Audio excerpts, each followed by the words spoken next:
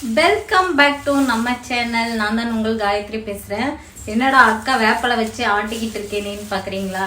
So வாங்கிட்டு வந்த மீதி ஆயிடுது, வெயிலுக்கு மீதி ஆச்சுன்னா வாடி போயிடும். எடுத்து ஃப்ரிட்ஜில் வச்சிடலான்னு வாஷ் பண்ணி எடுத்து ஃப்ரிட்ஜில் வைக்கிறேன் கவரில் போட்டு. ஸோ இன்னைக்கு வந்து என்ன ஒரு இது சொல்ல போகிறேன்னு பார்த்தீங்கன்னா, நிறைய பேர் வீட்டில் இருக்கிற பெண்களை வந்து டவுன் பண்ணியே பேசிகிட்டு இருப்பீங்க.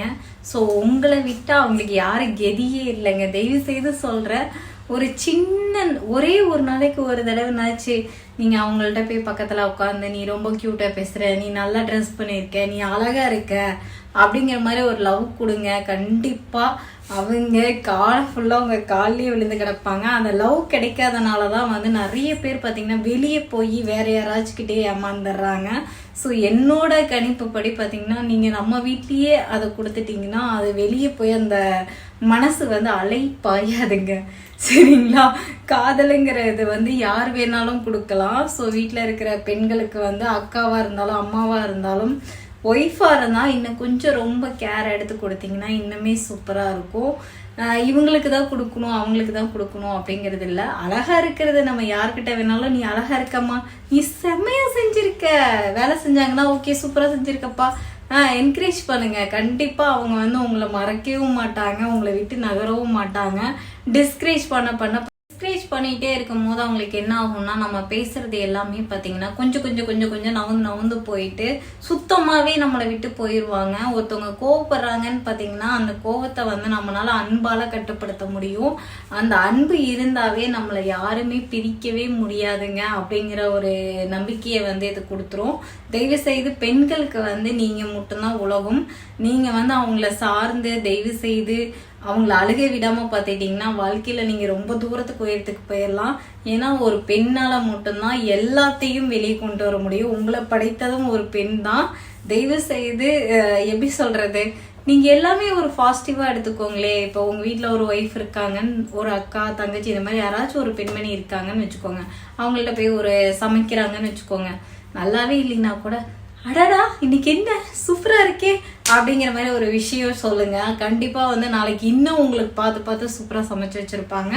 அதே மாதிரி நீங்கள் ஏதாச்சும் ஒரு விஷயம் அவங்க பண்ணுறதுல என்கரேஜ் கொடுத்துட்டே இருங்க. ஒரு நாளைக்கு என்ன பண்ணுறீங்கன்னா உங்களால் என்ன முடியுமோ அதை வாங்கிட்டு கொண்டு போய் கொடுங்க. அவங்க ரொம்ப சந்தோஷப்படுவாங்க. அதுக்கப்புறம் சின்ன கொஞ்சமாக நீங்கள் அப்படியே பண்ண அவங்க உங்களுக்கு ஃபுல்லாமே என்னோட காதலன் நீதான்டா அப்படிங்கிற மாதிரி உங்கள் மனைவி உங்கள் காலிலேயே விழுந்து கிடப்பாங்க. இந்த அளவுக்கு அண்டர்ஸ்டாண்டிங் வந்து தங்கத்தில் தான் கொடுத்தாதான் அவங்க மாறுவாங்க அப்படிங்கிற மாதிரிலாம் இல்லை. அன்பு கொடுத்தாவே கண்டிப்பாக போதுங்க. நீங்கள் நினைக்கிற மாதிரி வந்து அவ்வளோ செஞ்சாதான் அவளுக்கு அடங்கும் அப்படிலாம் சொல்கிறதெல்லாம் கிடையாது. உங்கள் வார்த்தை, பொண்ணான வார்த்தை மட்டும்தான் அவங்க இன்னுமே எதிர்பார்த்துட்டு இருக்காங்க. ஸோ நீங்கள் அந்த அன்பு கொடுத்தீங்கன்னா. அப்புறம் இன்னொரு விஷயம் சொல்கிறேன். ஒரு பிரதர் வந்து சொல்லியிருந்தாரு கமெண்ட்ல, கோவம் இருக்கிற பக்கம்தான் குணம் இருக்கும் அப்படின்னு சொல்லிட்டு. அது வேணா உண்மைதான். நம்ம வீட்டில் வந்து நம்ம கிட்ட ஒருத்தவங்க கோவப்படுறாங்கன்னு வச்சுக்கோங்க, அவங்க வந்து நம்ம மேலே ரொம்ப அக்கறைப்படுறாங்கன்னு அர்த்தம். சரிங்களா? அதை நம்ம வந்து கோவனை எடுத்துக்க கூடாது. அதே மாதிரி அவங்க நம்மளை திட்டிக்கிட்டே இருக்காங்க அப்படின்னு சொல்லிட்டு எடுத்துக்கக்கூடாது. ஏன்னா நம்ம மேலே உள்ள அக்கறையில் தான் அவங்க வந்து அந்த விஷயத்த சொல்கிறாங்க. நம்ம மேலே அக்கறை இல்லைன்னா நீ எப்படி போய் தொலை அப்படின்னு சொல்லிட்டு போயிட்டே இருந்திருப்பாங்கல்ல. இப்போ வந்து இதை எடுத்து உள்ளே வச்சிடறேன், இல்லைன்னா இப்படியே வச்சுட்டு கடை கிளம்பிடுவேன். எல்லாமே கடந்து போகிறது தான் வாழ்க்கையே. எதுவுமே மாற்றப்படும், மாறும் கண்டிப்பாக, நிச்சயம். உங்களால் முடிஞ்ச அளவுக்கு ஃபேமிலியில் அட்ஜஸ்ட் பண்ணிட்டு போக பாருங்கள். கண்டிப்பாக லைஃப் இனிமையாகவே அமையும். நிறைய பேர் ஃபீல் பண்ணி எனக்கு வந்து மெசேஜ் பண்ணதுக்கு நான் இந்த ரிப்ளை வந்து நிறைய என்னால் என்ன அட்வைஸ் கொடுக்க முடியுமோ அதை நான் கொடுக்குறேன்.